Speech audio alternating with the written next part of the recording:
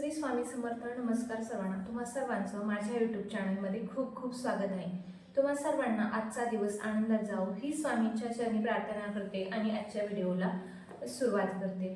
तर आजपासून दत्त जयंती सप्ताह सुरू झालेला आहे. आता ज्यांना 21 दिवसाची सेवा जमली नाही, ज्यांना 11 दिवसाची ही सेवा जमली नाही, त्यांनी काय करायचं आहे तर या 7 दिवसामध्ये तरी कमीत कमी आपल्याला सेवा जी आहे ती सेवा करायची आहे. तर काही जणांना आता मासिक धर्म होता, काही जणांना सुतक होतं. तर ज्या झालेल्या सेवा झाल्या नाहीत, 21 दिवसाची सेवा म्हणा, गुरुचरित्रही ज्यांना करायला जमलं नाही किंवा स्वामी चरित्रचं 21 पारायण जे ज्यांना करायचं झालं नाही, त्यांनी या 7 दिवसामध्ये तरी सेवा आवर्जून करा. कारण की या 7 दिवसामध्ये खूप जास्त प्रमाणात दत्ततत्व जे आहे ते जागृत झालेलं असतं आणि ते दत्ततत्व जे आहे ते आपल्यापर्यंत पोहोचावं यासाठी आपल्याला या 7 दिवसामध्ये ज्या काही सेवा घडतील त्या सेवा ज्या आहेत त्या आपल्याला करायच्या आहेत.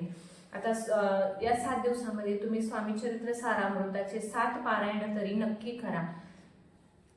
21 दिवसामध्ये जर तुम्हाला 21 पारायण शक्य झाले नाही तर जशी म्हणजे जेवढे सेवा होतील 7 होऊ दे तुमचे, किंवा ज्यांना मासिक धर्म आला असेल तुमच्या 4 जरी पारायण झाले तरी काहीच करणार नाही, यापेक्षा आपण काहीतरी केलं पाहिजे. यासाठी आपल्याला जी काही सेवा घडेल या 7 दिवसामध्ये खूप जास्त प्रमाणात आपल्याला सेवा करायची आहे.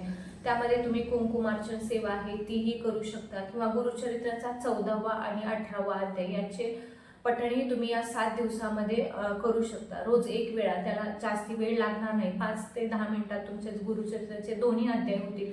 तुम्ही ह्या सगळ्या सेवा ज्या आहेत त्या करून बघा आणि नंतर मग मला सांगा की तुम्हाला काय अनुभव येतो. तो खरंच खूप म्हणजे चांगले अनुभव आलेले आहेत. तुम्ही घोर कष्ट उद्धार स्तोत्रम त्याचे हे पठण तुम्ही करू शकता, किंवा आणखी ज्या काही सेवा आहेत तुम्ही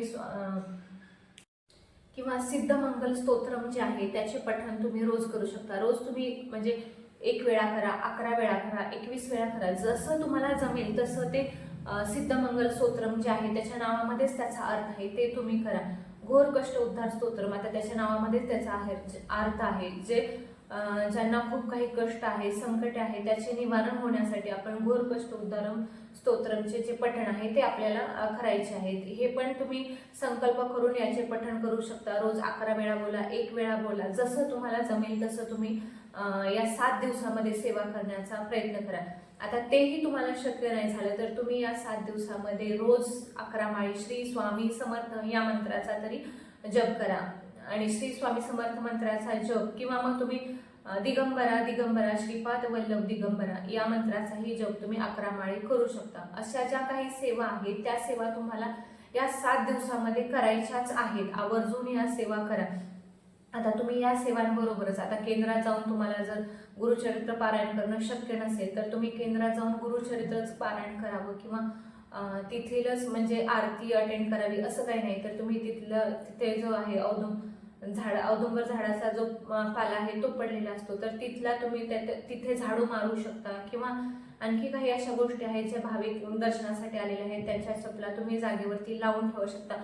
ही सेवा अत्यंत म्हणजे महत्वाची सेवा मानली जाते. म्हणजे तुम्ही या काही न करण्यापेक्षा काहीतरी सेवा, यापैकी कोणतीही सेवा तुम्ही एक केली तरीही चालेल, कोणतीही सेवा आवर्जून कराच. मी तर असं